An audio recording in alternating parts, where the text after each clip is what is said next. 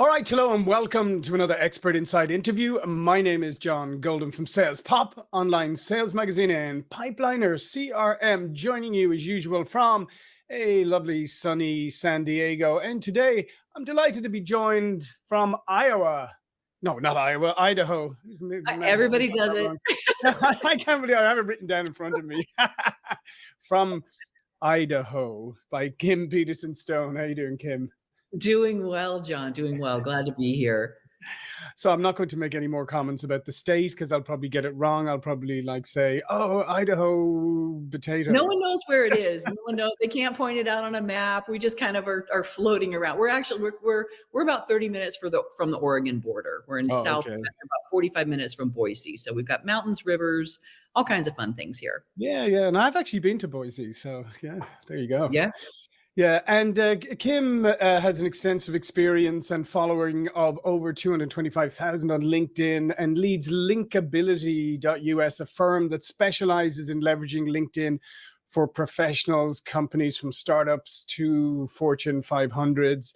At the core of your philosophy is a belief that personal connections drive business success. And through Linkability, you offer tailored strategies to help sales marketing, lead generation, thought leadership, employing advanced automation and AI integration to deliver measurable results. And that's what we're going to talk about today. We're going to talk about how LinkedIn can be, and LinkedIn and Sales Navigator can be best leveraged today, by professionals. Because my experience with LinkedIn, Kim, just to give you a background, goes back to, I think, very early on. I came onto LinkedIn platform in the early 2000s, right?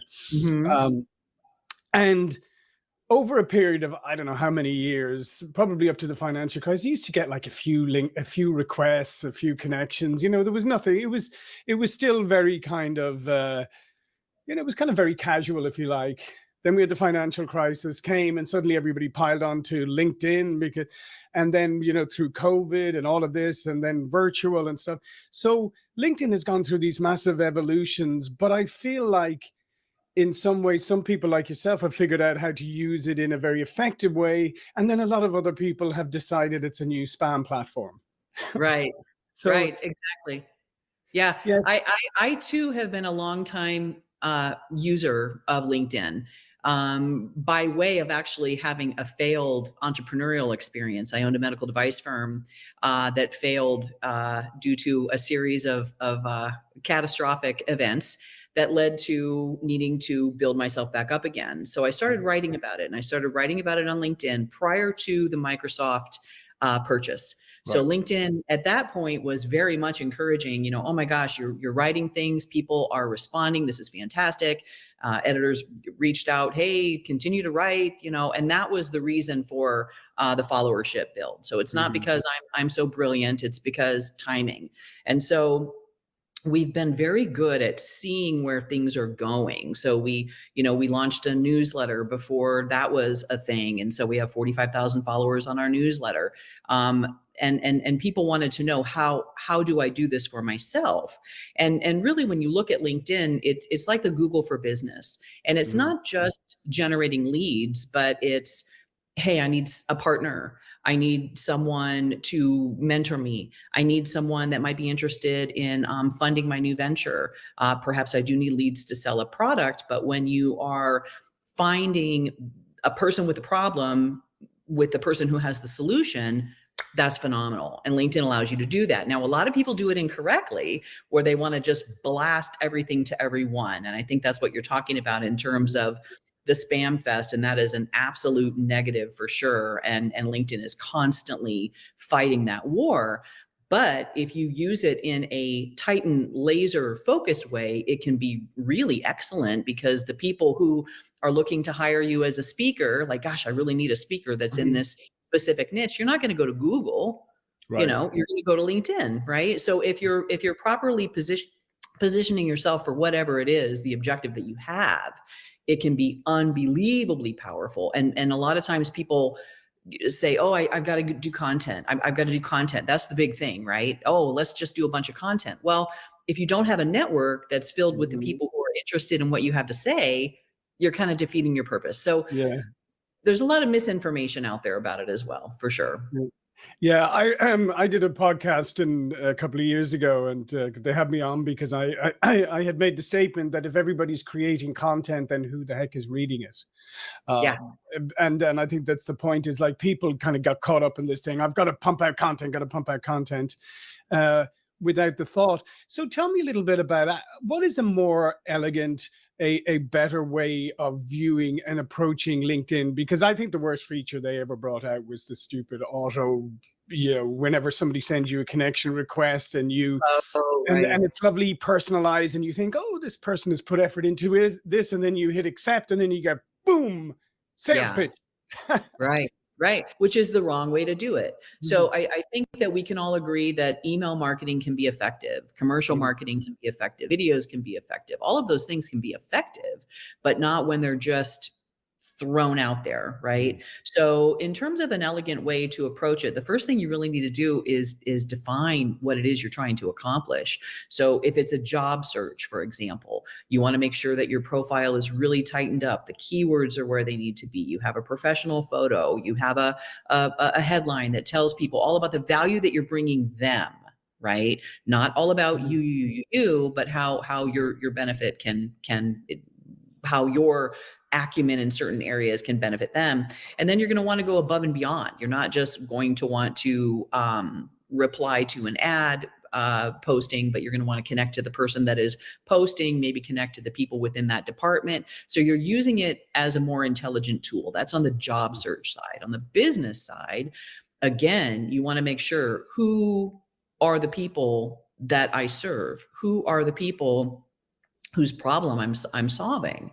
Am I saving them money? Am I saving them time? Am I giving them a platform to enhance their careers? Whatever the case may be, make sure you know who those people are, and then invite them to join your network. And if it's an automated type of situation, that message needs to lead with value. Let's connect. Hey, I'm so glad we're connected. By the way, this is what I do. If you ever have a need, let me know. The next one is, hey, here's an article you may find helpful. Hey, here's a link to a step-by-step checklist that our clients find really helpful. Give, give, give, give, give. And give them an opportunity then to have a conversation or whatever the case may be. Give them the opportunity, right? Yes. So that changes the game entirely. And then you become someone who is like, oh yeah, that's that one guy that was talking about, or that one woman that was talking about, LinkedIn or processes or whatever it is. You then become a trusted advisor, Mhm. and that can be done as well. And that is what we specialize in, because your LinkedIn, your persona online is very critical. You do not want to mess that up. And if Mhm. you're just randomly spamming people, you run a high risk of doing that. Yeah, no, and absolutely, and I think what you're talking about there, as you said, like is an elegant, and it's a process that builds, and I guess the fundamental part is that it's thoughtful, it's thought out, and it's intentional. And because here's another thing that I often see is like people think, they say, oh, engage with other people's content, right? So if you post something and art and people think that going great post is engaging. When I see great post, I go, okay, so you never read anything I wrote. Right. That's a sure sign. If you said, oh, the comment you made about blah blah blah, well, I this and that, then I feel like, oh, that person put in an effort. I feel like, wow, this is somebody maybe I actually want to interact with. So I think a lot of it has to do with being thoughtful and intentional, and as you said, like trying to bring value, not trying to find the latest shortcut. Yes, definitely. And something that's really interesting over the years that I've learned, John, and this may help you think in terms of, wow, the stuff that I'm kicking out actually is making an impact, even though it's not apparent on the surface. Is 9 times out of 10, when someone says, hey, I've been following you on LinkedIn for a while, I've seen a couple of your videos, I've seen your articles, I've seen, this, that, the other, whatever. And the other thing too, let me just mention this really quickly, is when you do have things off of LinkedIn, you do a podcast interview, you do whatever you want to do, you want to put it onto LinkedIn in the featured section or whatever. But 9 times out of 10, when people come and approach there, they already know me, they already know the company, they know everything about what we do, and they've never made a comment, ever. Mhm. Never. I've never even, they're in my network, they're not on my radar at all.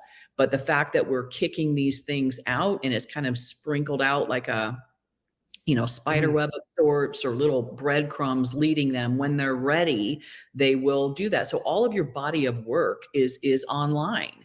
And when people are searching or whatever, it can come up. So the I often say, like the presence on LinkedIn for me started on the feed, right? And about 4 years ago, we went behind the feed. We do very little on the feed. Right Mhm. after this, right after we meet, I'm going to launch one of our newsletters. It's going to be a special edition. It's probably going to get about, I don't know, 4,500 views, maybe 25 comments, something like that. But that's not where the magic happens. The magic happens when it's kind of fed out to the audience, and there's this piece and that piece and that piece and that piece that leads to, wow, this person really knows what they're doing. And that's behind the scenes. That's behind the feed. And that's where actual deals are made, and opportunities are created. Yeah. And then what about the role of technology, and particularly the role of AI now? Because I know this thing started a while back, and you remember the early days in LinkedIn, you suddenly got of AI, and you suddenly got all these like fake personas popping up, Yeah. even weren't real. And then, but how are you leveraging AI, and what is the good stuff you can do with it, AI and other technology, to really enhance the outreach and the experience you have, and what are the things that one should be avoiding? Yeah, that's an excellent question. I was kind of late to the game in terms of automation and AI. We Mhm. started really getting heavily involved and putting together a team about a year and a half ago. And people have been doing it for many years. I think people have doing it very poorly for many years. But if you use something with Sales Navigator that can help, again, to your point, John, about really going tight, really making sure you know who you're talking to. It's not about reaching a billion people. It's about reaching those that actually you serve. Putting together a campaign where you're offering information, trends, hey, we find that our clients, their top 3 concerns are this, and this. We do this, and this. That type of information that can be, you're able to reach out to people on LinkedIn, through Sales Navigator, and through email, getting public information. So a lot of this can get a little crazy in terms of what AI can do, and like what we have the capability of doing and what we actually do are two different things, because there's Yeah. a line that I will not cross, right? I know that I would not do that. I don't like getting spam phone calls or spam texts, right? But if your information is the public domain, that can happen. So you Mhm. want to avoid things like that, most definitely. And what you want to do is have a conversation with the type of person that, like we're having right now. Yeah. If you were to come to me and say, I really need help with LinkedIn, I just don't know. I would say, well, tell me a little bit about what you do. Who are the people that you reach out to? Do you work geographically? What are the sizes of the companies? What problems do you really solve? How do you work? What does your business model look like?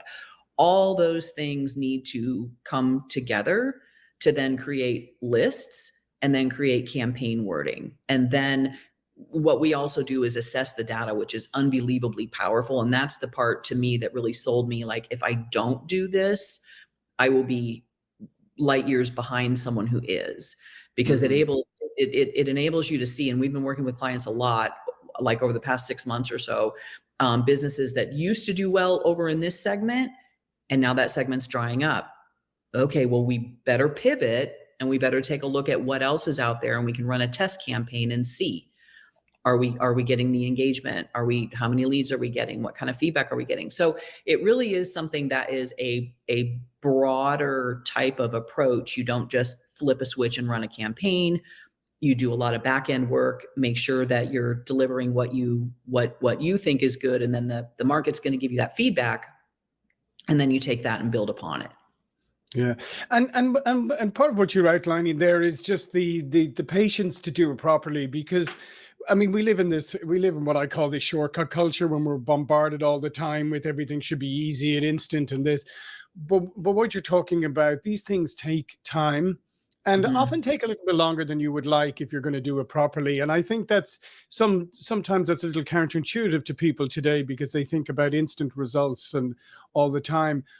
But if you're prepared to put in the work, the patience, the planning and stuff, you'll get the results in the end. But when you work with people, how do you help them understand that piece, the patience piece? Because that's always a tough one. Well, usually putting them in the place of the person receiving the Mhm. message, right? You know, how well do you respond to something that is cold, that is asking you for something? You know, we all like, oh, do you have a second for a quick call? No, I don't. I don't know who Mhm. you are, and I absolutely don't have a second for a quick Mhm. call. Mhm. That's ridiculous to even say that. You know, I tell people you really want to give this a 90-day, which is a typical marketing answer, right? You want Mhm. to give this a 90-day approach in your mind. You want to say that I'm going to give this 90 days.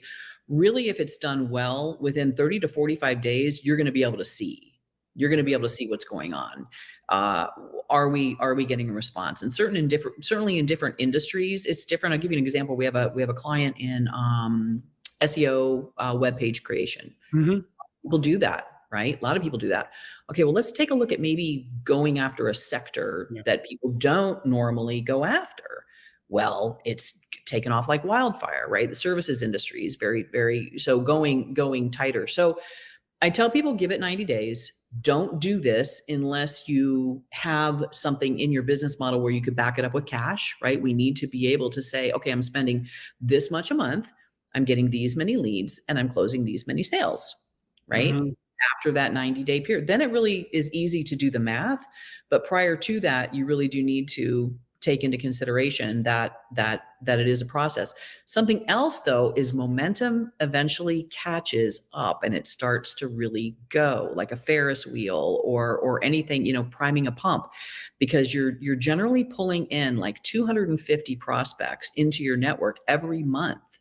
Okay, Mhm. so maybe 3 of those people want to talk to you, but you've still got that 250, and the next month you're getting another 250, and the next, so before you know it, you've got thousands of people. We have a client that, you know, their objective is to get to 20,000 followers on their sales page. We just broke 19,000. He's thrilled because these are exactly the people that do what he does, very, very tight.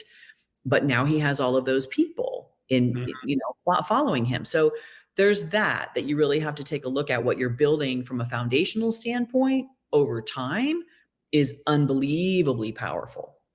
Yeah, and I think that's a great point about the momentum thing. You know, you have to be patient, but when you get the momentum, it comes. I mean, we have our own with the SalesPOP YouTube channel. It took a long time for us to get to 5,000 subscribers, but we crossed that, and now we're headed towards 6,000 in like a tenth of the time that it took us to get from Yeah. 4 to 5, if you like. And again, it's about that momentum, but you have to have the patience and can maintain the quality to get there. Exactly. Exactly. And that's really with anything. And to your point about the fast, you know, the fast path to cash. And there were a lot of books that were written and a lot of, Mhm. you know, experts in that area that unfortunately have led people down an unrealistic path. And a lot of Yeah. people have kind of woken up to that fact. You know, I've spent thousands of dollars on content and it's done nothing. I've spent $1,000 on ads and it's done nothing. Right. Because what you need to do is open up the door digitally and extend your hand digitally to initiate a conversation. We did really, really well during COVID because people weren't going to trade shows, Mhm. right? So we did super great during that time. We got office space, we did all kinds of stuff during that period. Um, but what people fail to realize, okay, we're going to go back to doing trade shows. Great, do trade shows. Why not use LinkedIn to Yeah. book appointments before the trade show? Mhm. Why not use LinkedIn to connect all the people that you met at the trade show to continue that communication? People don't do that. So they'll spend like 15 grand going, you know, sending their team and going to the trade show. And then that's it. They talk to people and maybe something happens, maybe not, but you're not grabbing all those people. So it turns into a marketing arm that makes everything else you do much more effective. Yeah, yeah, it's back those good old days. You come home with a bag full of business cards that turn into nothing. Right. People never have time to follow up, you know, so but if you connect with them Mhm. really quickly on LinkedIn, then they're gonna be seeing your content, and then you just are you keep on making the flywheel go faster. Exactly. Just before we go, give me some insights or predictions you have. Where do you think LinkedIn is going? What do you think? Is there anything coming down the pike that we should be aware of? I think that if you are really offering value and you're sharing it in a thoughtful way, now is the time to really gain some ground. So you're not doing what everybody else is doing. Maybe you're going after a blue ocean type of thing. LinkedIn is constantly, they copied Clubhouse a couple of years ago, and that was going to be the great thing, and lives were going to be a great thing. And there's always these things that they run up the flagpole, right? But honestly, what LinkedIn wants is eyeballs on LinkedIn. So if you are one of those people that are contributing to that happening, the algorithm will bless you. So that is one of those foundational things that never change. Now, will there be things that happen that, like I mentioned, the newsletter? Yeah, there will be things on the horizon. What I encourage people to do is, rather than jumping on that thing, if you're a good writer and you know that your team can pull it together, something like a newsletter would be great for you. If you're not, then maybe video is your thing. Make sure it's, number one, your thing. Number two, you're going to be able to do it consistently. Consistency is king on LinkedIn. Mm-hmm. So in terms of new things, there are the community articles that are coming out that give you the, oh, I'm an expert in the whatever. I've seen those things come and go a million times. Mm-hmm.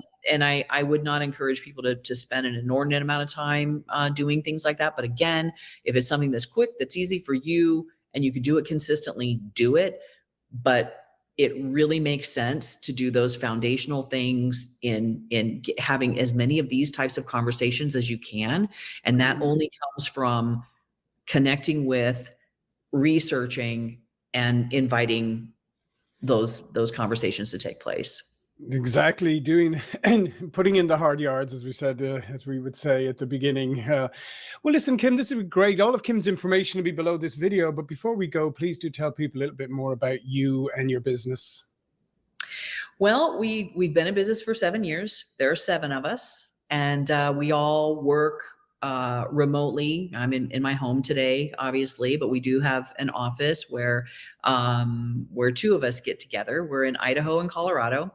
We do LinkedIn exclusively. That is all that we do. So we don't do just random digital marketing, and is above and beyond just doing LinkedIn things. It's really kind of helping business owners and career professionals get their bearings so that they're spending their time on things that are going to be the most productive. I use the term lowest hanging fruit, right? So we're really, really good at helping to guide people the fastest path to that. But our webpage is linkability.us. I'm at Kim Peterson Stone on LinkedIn. I would love to connect. If anybody has any questions on anything, I'd be more than happy to have a chat and help them get on the right track. Yeah, listen, thanks again, Kim. Some fantastic advice. Remember, just like anything else, LinkedIn requires that you do it intentionally and you put some thought into it. So thank you for sharing those insights. Thank you for watching and listening. I will see you all again very soon.